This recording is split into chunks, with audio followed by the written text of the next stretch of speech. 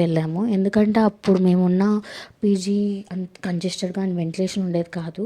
So అందుకని చెప్పి వేరే పీజీస్ ఏమన్నా చూద్దామని గచ్చిబౌలి వెళ్ళాము.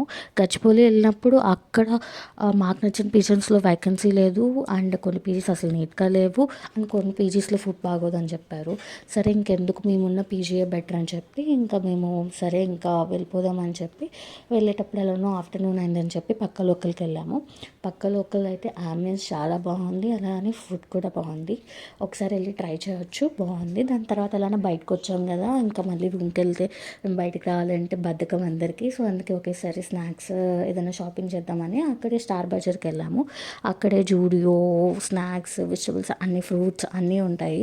సో అక్కడ స్నాక్స్, డ్రెస్సెస్ అవి షాపింగ్ చేసాము. ఇంకా ఎలానో ఇంత దూరం వచ్చాం కదా అని ఇంకా అక్కడ నుంచి డిఎల్ఎఫ్ వెళ్ళాము. ఇంకా డిఎల్ఎఫ్కి వెళ్ళిన తర్వాత అక్కడ వరలక్ష్మి టిఫిన్స్లో ఈ కారం దోశ ట్రై చేసాము. దాని తర్వాత కోకోనట్ మిల్క్ షేక్ ట్రై చేసాము. ఆ రెండు బాగున్నాయి. దాని తర్వాత మ్యాగీ కూడా ట్రై చేసాము. అన్నీ బాగున్నాయి. డిఎల్ఎఫ్లో కూడా టైం బాగా స్పెండ్ చేయొచ్చు. Thanks for watching.